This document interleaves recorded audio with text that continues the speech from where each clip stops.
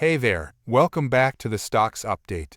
Today, we're diving into some exciting updates about Lucid Motors. I'll break down the latest data points, market movements, and insights you need to know. So, if you're a Lucid fan or just curious about the EV space, make sure to stick around. And hey, if you enjoy these updates. Alright, so starting off, Lucid stock has shown an impressive performance recently, climbing by a solid 5.2%. Ranging from a low of $2.70 to a high of $2.87. That's a strong move, especially for a Friday, with trading volume hitting an impressive 99.99 million shares, significantly higher than the 109 million average.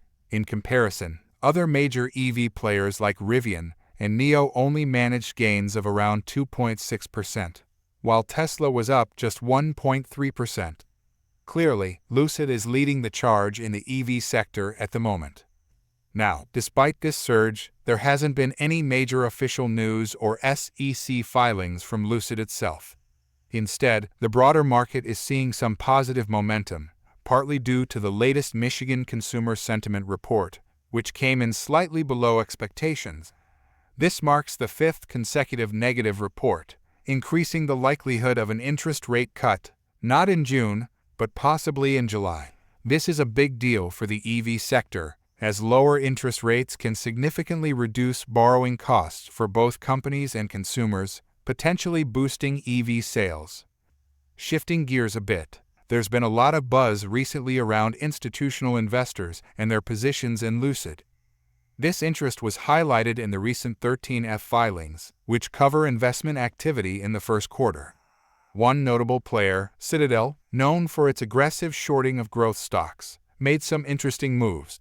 They cut their put options by 38.57% and increased their common stock holdings, while also boosting their call options by 28.41%.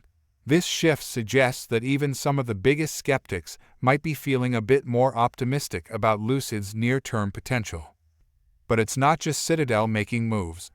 D.E. Shaw, another major institutional player, increased its common stock position by a massive 62%. While some institutions did reduce their positions in Q1, the overall trend seems to be leaning toward accumulation, signaling that big money might be betting on a brighter future for Lucid. Now, one piece of news that really stood out recently is Lucid Motors being named the official mobility partner of the 2025 Geneva Open. This might seem like a minor headline at first, but it's a significant step for Lucid's global branding strategy. Lucid has primarily focused its marketing efforts in Saudi Arabia and North America, so expanding into the European sports market could be a big win in terms of brand awareness. This move also hints at a potential brand ambassador deal.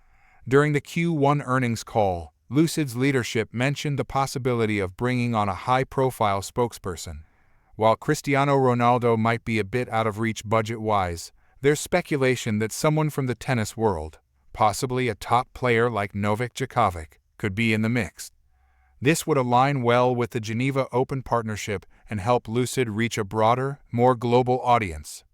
On the technical side, Lucid stock has been trading in a tight range, currently sitting around $2.83 to $2.84. Which puts it above the critical 200-day moving average.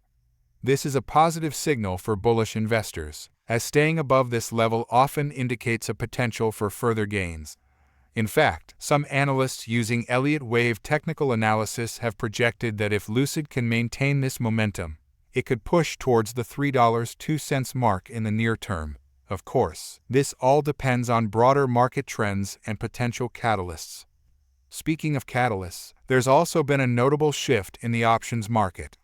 Today, roughly 1.43 million call options and 458K put options were traded, with about 41% of those trades being bullish.